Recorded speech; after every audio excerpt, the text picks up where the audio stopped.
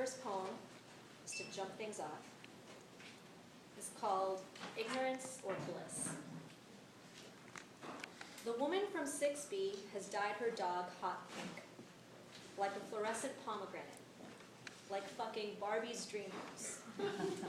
But this isn't a dream. Her bright pink French poodle, all hot couture. Fur is definitely hot couture. This is okay because dogs are colorblind. So Princess doesn't know she looks like a frosted marshmallow cake mess, and the lady from 6B with sticky fingers. Princess doesn't know, and if she did, I spent weeks thinking of the perfect reason to pick up the phone and say I miss you without actually saying it. I take a picture of Princess, and you almost get an email of the large image file named Pink Bitch, which isn't even funny. I'm not even funny, but I'm trying. With you, I'm always trying. New things, new shoes. The black heels I bought made me just the right height for the right night. Baby, you don't even know how much I thought about this shit before I did any of it. A retyped text message or a practice conversation. What you see of me, I hope it's the best of me. You don't even know, and if you did, my sticky fingers, sweet, sugar, pink. So, the reason I picked that poem is because after my book came out and I was talking to people who I didn't even know like to read poetry, this was the poem they picked as their favorite. They were just like, it's a really funny poem. Like, it just really brought the whole book together because it's so funny. And I definitely didn't even think about it as being a funny poem. So at first I was very upset. How did they think this was funny? They missed the whole point. They thought it was funny. But, you know, it was interesting to even like think that making a book and having other people read things and having them see that as my punchline about a bright pink dog. I've never seen a bright pink dog, but I'm from New York, where I feel there are probably many bright pink dogs.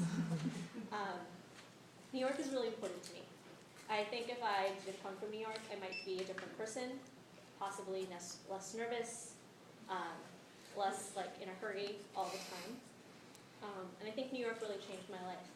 So I write about it as often as I can, and I name drop, right? But I'll name drop New York City, or Queens, specifically I'm from Queens. And this is one of those poems. This is called Conjugation. That day, I was sitting at home, not watching TV, because everything reminded me of loss. So I pressed my hands over my eyes and tried to unsee the entire day. If I could clean my own mind off, take myself out, but when is mommy coming home? 3 months before, I was thinking about death for the first time, wondering how I could be afraid of something that has already happened. I dreamed of strange, warped faces, a plane ride across the country, to forget all these parts of me. I remember I thought I would die the first time I thought my mother died, and I was only 9, and my little brother, and where would we live, and who would I love, and what, and how, and why. But when she came home, I thought, not this time, but next time, the time after that, sometime. One time I had a dream that I never knew my parents. I visited my older self, who has already forgotten what it meant to be a daughter, to have a daughter. But my mommy came home, and she told me she loved me, and she loved me, and she loved me. I almost believed that love could save me from remembering things as if they only happened once. But when mommy came home and told me daddy died, I would feel it every time she was 5 minutes late. Again, again, again. This time I see his face at her empty bed and that bridge she had to cross all the way from Manhattan to Queens because the Twin Towers, my Twin Towers, this time mommy comes home. So, one of the things my dad did a lot when I was growing up is he would make songs. They weren't real songs because they didn't rhyme, and they went to really weird tunes. But he would make everything into a song. And it's one of the things I really missed after he died. And so I think one day I was trying to write something. I have this habit of writing poems that can be very sad. So I was trying to do something a little bit more optimistic than that. This is called How to Give the Bride Away. There was a song my father used to sing to me, about me, how loved I was, and my one-day husband's tough competition to take me away. Only made tougher when my father died, and I was young enough to make promises to God and mean them. Years later, I remember everything of those late nights in bed, an entire family wrapped in blankets, and the hazy face of a man I would love, my father, my husband. Who am I remembering? Today is a really special day for me, not just because of this poetry reading, which I think is so incredible, but because my mother is here, and she's sitting right there. I write about my mom a lot because I love her a lot. I think she's great. And I think, some of the poems already have that, but it's interesting for me to think about how much I get from my mother, especially in terms of culture, and how much of her culture then I change to make into a culture that I own and feel as if I'm not just wearing something that belongs to her, right? This has become mine. And a huge part of that is actually religion. So this next poem is referring to a very particular Hindu deity. But in order for that to make sense, I'm going to be reading part of a little excerpt from the Shiva Purana. And it's just been fragmented for it to be quite short. One day, it happened so that once again, Parvati wanted to take her bath. She made an idol from the dirt of her body. She made the idol alive and instructed him not to allow anybody without her permission. A fierce battle was fought between Shiva and Ganesh. When Lord Shiva severed his head with the Trishul, Parvati became extremely furious at the death of Ganesh. The deities went to Lord Shiva and requested him to make Ganesh alive once again. They found an elephant which had only one tusk. They severed the elephant's head and joined it with the trunk of Ganesh. By the blessings of Shiva, Ganesh became alive once again. So in that story, Ganesh is actually also, in many ways, Shiva's son because Parvati and Shiva are married, right? My mom has the little tiny Ganesh, and I say she has it. It's in my dorm room now. I guess I have it. This poem is called Mother of God. The first time I knock over the little golden Ganesh, I reach forward quickly, kiss the underside of the figurine, say sorry to a god like I say sorry to my kid brother. And the second time, I wonder why I bother keeping something so powerful in such an average place, the makeup counter. Is it bad karma to think about karma when I change my own face? But the third time, I kiss him again, say sorry, think about cleaning him the way I'm supposed to. But I just close my fist around the 1-inch wonder, tight enough to feel the sharp ridges of an elephant face running over my palm lines. I don't think I believe in gods until I hold one. But my mother, who wakes up every morning to pray for peace and love, tells me she loves me. I can take her, Ganesh, Lord of beginnings, Lord of obstacles. I don't pray to him nearly enough, but I call home 3 times a day, sometimes in the middle of my mother's worship. And she doesn't tell me to hold on, just sings about the truth. The little Ganesh who must miss the makeshift temple in her kitchen, collects dust, kisses my easy fingertips. Lord of hosts, Lord of learning. He rolls around in my jewelry box for half the year, remembering his old face and the woman who put it there. So here's what my book looks like. I think it's really cool. It's called Until I Learned What It Meant. which is not the title of a poem, but it comes from a line from a poem in the book that I think just anchored everything.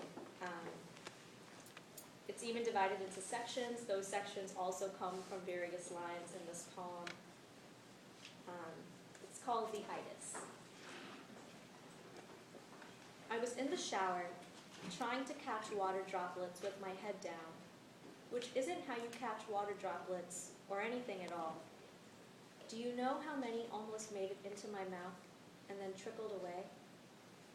I was so thirsty afterwards, my tongue home to all the loneliness of not getting exactly what I want.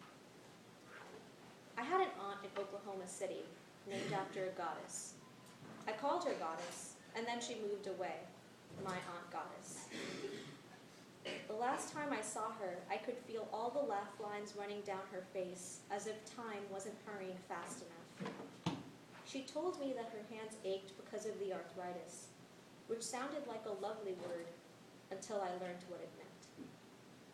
I think I will always remember the way you smell, like your warm hands on my cold ones, but it's not the same now.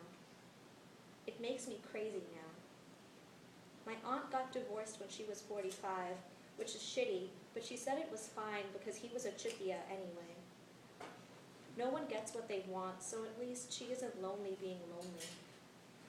It could be worse, when I can still smell you anywhere, but all that means is that you are anywhere.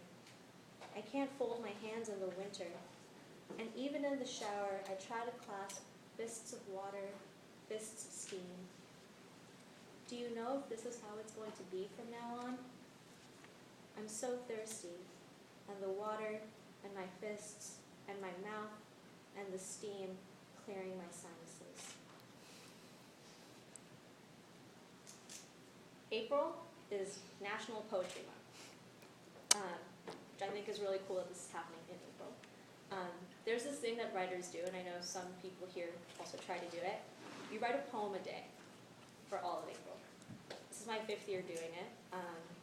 And someone asked me recently if all the poems that I write are really good. The answer is no. A lot of them are really, really weird. But a few of them actually that I've written over the years are in this book. I thought what would be cool to do is just share a poem that some poems I've been working on recently, but definitely one of my, I guess now there'd be 10, right? One of my 10 poems. I wrote this with very sleepy eyes at 7 in the morning after reading Beloved in one entire night. I don't even remember really writing a lot of it, but I'm so proud that I still tried to have one written every day. So this is called 6 of 30 because it was written for April 6th. Almost every time before I fell in love, I was so wrapped up in someone else. Felt his heavy absence in my stomach like a full meal straining everything in me. Every single time, except the first, when there was no one else to shadow the big revelation, and the love came slow, like a graceful sunrise, and then suddenly bright, everything illuminated. The man I first loved. How I said this tentatively at first, embarrassed and awkward, too young to love wholeheartedly, or even openly. Time spoils some things and sweetens others. My first love like a blackened banana no one wants to eat, and my newfound generosity like a ripe mango, fruit soft and willing to be held. Each time taking me farther away from my hesitance, my calculated risks, to men I would love with more bravery, more conviction, better, tougher. So I go back to those first dates, the couch unlike other couches, and the steps outside the church, the movie I said I hated, now part of my Christmas tradition. I stare at the ceiling of every room I occupy, feel my definitive love stirring restlessly next to me. I loved someone once, so caught up in thinking if he loved me, I must not have loved him at all. Never again. Never again. I started writing poems when I was 8 years old, and somehow I'd worked into my head at that point already that love poems were not good poems. But if you wanted to write a real poem, it couldn't be a love poem. And I think part of me always feels that way. So when I was deciding what poems to read here, I was like, don't just pick your love poems. You gotta pick real poems. Which is silly. I think all poems are real poems. If a poem wants to be real, it's real. And so a really good friend of mine, this is a poem that she really likes, so I thought I would read it because she's here. This is called Data, Date, Dating, Modern Day Echoes of Telepathy. You bought me a $10 pizza pie, lounged on my bed, picked the pepperoni off, and ate it last. You said I would be invited to your wedding. You learned to sleep with an arm always holding me in, woke up when I moved, asked, are you leaving now? You promised we would meet again. You said it was timing that was off, though we had a great time. You kissed me until it was nighttime somewhere else, languid, rushed, mouth open, mouth hungry. But it was my words you said you would miss the most. So I guess I'm not the best kisser. I could try to be the best poet. At least there would be something then. What makes me any different from the others? I push the millions of words floating in my head out against whatever space there is left for you. When, after a year, I'm still sleeping alone, my friend asks, what makes you any different from the others? The one with eyelashes glinting in lamplight. The one who took advantage of me, talked to me every night for a year, tells his wife now that he never loved me. The one who bought me dinner and took me dancing, and he swears I'm the one. The one who remembered the month my father died. The one who begged me not to kiss anyone else. The one who told me, gently, I could have been anyone else. Do you want the real answer or the famous cop-out? Of course there have been others, and still my mouth remembers the shape of your last name. We were so tied up in sex, I keep masturbating the same way. I'm most afraid of repeating this so often it loses all meaning. You are the yous every I love you is about. If we believed in God, this is the truth we have to pay for. If we believed in love, this is the poem that came true.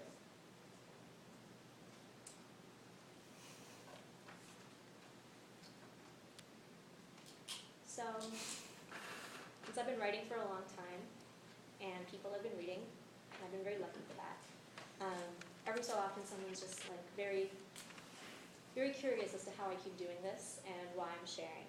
It's one thing to be reading and having people listen to my voice, but with any poem, there's a lot of vulnerability there. And people love to say that that's really strong, like it's really strong to share that part of yourself. So this is sort of something that I've been thinking a lot about in terms of strength and resilience. This poem is called Delicacy. Someone told me I was a strong girl, so I did the things strong girls do. I never cried in public, and I exercised my willpower, which was considerable. When a boy told me I was intimidating, I didn't even smile at the backhanded compliment. Didn't say thank you, which must have proved his point. At night, I would curl into my mother's arms or into the farthest side of my bed, sobbing, because everything hurt. I'm not strong, I whimpered. I'm not a rose with sharp thorns or a glorious ocean humming with surprising rip currents. Not the bee that stings and later blooms flowers. I'm tough the way all math problem sets are tough. By that, I mean they aren't. Those neat equations, the way we learn to count on our small, soft hands. Containable and infinite. Puzzling. Gentle enough for your absent-minded thoughts to swim in. Doesn't it sound wrong if I say I'm a delicate girl? Like the easily broken clasp of a rusting bracelet or a wilting flower. Delicate, like my wrists and kneecaps, how my heavy anger always drops after a home-cooked meal. Girl who loves not bottom up or top down, but like so-seeped tea. Girl who cries like most people sweat, which sounds gross, and love is gross. Kindness is gross. Forgiveness is gross. Girl like that inconstant moon or the constant moon, what the wolves howl to and the ocean grows to. That sliver of magic in the sky, winking at everyone nestled in bed like there is a giant secret unfolding. Someone told me I was a strong girl for writing this, which could be true. My soft heart, easy to chew, easy to give. Here you go, darling. Have a taste. So I don't know how many people know how this poem came to be, but the internet is a really cool place. So I'm on Tumblr, and I've been on Tumblr for a while, and I came to know about this little press in Portland, Oregon. They were having a competition, and they really were just looking to expand, so they wanted to have another writer. And I was a finalist, and so in order to pick who they would actually add on, they wanted to see how people would react to a sample of each finalist's poem. So the poem I'm about to read is probably the poem that people would credit to me on the internet with great ease, right?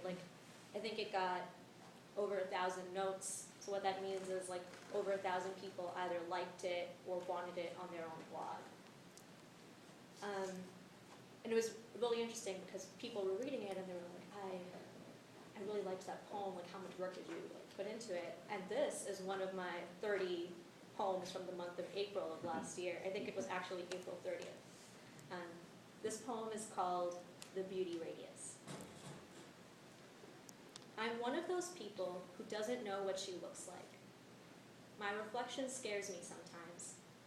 I imagine my face completely different. Growing up, I used to think the skin I couldn't see was white, and only my hands were brown. It's not this way. Once, as a joke, I wrapped my arms below my never-seen-the-sun breasts to look at how much I had changed. They are reminders of what I could have been, my pale, tender palms. In my life, everything I touch has been smooth, no blisters. But my dark lips, I get a canker sore every month, tonguing the bitter pain hurt till it feels good. Cherry red lipstick, so even air kisses taste good. I wore white face once, beige foundation, which becomes white the moment you smear it on brown skin. Did you know that? This is what I would look like if I was different. Even I don't believe it. Do you know that bronze is only third place, and bronzer is only used to highlight not the whole face, just in the cheekbones? I asked my friend for an entire month about my cheekbones, if they were okay, if I used my makeup to make myself bright, and she didn't know what I meant. There is a running list of women I am never going to look like. Audrey Hepburn, my mother, Aishwarya Rai, no matter the winged eyeliner. There was a doppelganger app, and I felt so silly hoping I would see my own face in one of the generated celebrities with open-lipped smiles. There was a boy who told me he saw my eyebrows on someone else. He meant the raising, the way I talk when I can't see how I'm talking. But I'm not like this. My eyebrows happen from the lady who does them. I should be proud of my crooked teeth smile. Even after braces, I retain nothing. I'm myself again. Except I heard once I was unconventionally beautiful, and I wanted to know what it meant to be conventionally beautiful. If this is a compliment, it doesn't feel like it. There is a 5-second split reality between what I want to see and what I see in any mirror, any photograph. One time I drew a self-portrait and it was wrong. I grew up smiling too much. Now everyone finds my dimples a surprise. So, I guess technically the last piece I'm reading is prose. So, not poetry, but I like them both. Before I get into this, I just want to say that Jacob will be selling books after over there. My books are not physically here. So there is a really cool coupon code that you can pick up and get my book for 15% off. which I think is a great deal, and all of the people who already bought my books, sorry you didn't get the 15% off. But this was such a great thing, and I'm so happy so many people are here. I think the cool thing about this book was how excited other people were. Like, I told my mom that I thought after the first 2 weeks I would peak with my joy, and this would just become a very, like, average thing. I wrote a book, I've got to write my senior thesis, like that stuff. But other people are still so excited, and I love that. I love how people have been so supportive. I believe I know the best people. This piece is for that. This is called The Best Kept Secret. It's such a shame, she said, that there are so many songs about romantic love and nearly nothing about this. This is us, huddled together on my bed, the pink glow of my lamplight coasting the walls like it's always Christmas time somewhere. We've just spent hours tracing the path of our friendship, mystified, reading old email chains, remembering first, second, third meetings, the times when love felt easy and inconsequential, so wholly different from the heavy sturdiness of commitment. Sitting in the quiet of my room, more aware of this love than we have ever been before. My heart is a mosaic, bit by bit built, bit by bit destroyed, the art project of my life. There are books on my shelf that didn't belong to me, and now they are mine. Old birthday presents, scribbled messages inside the jacket covers. Love is hard when it stops, if it stops. Love is hard when things don't seem to be happening. Isn't love always happening? My friend who cried the day she read my poetry book. Real hot tears. I don't know why I'm crying, she said. I'm so happy for you. I feel the same burning in my chest whenever I think about saying goodbye. It's been years. It's been days.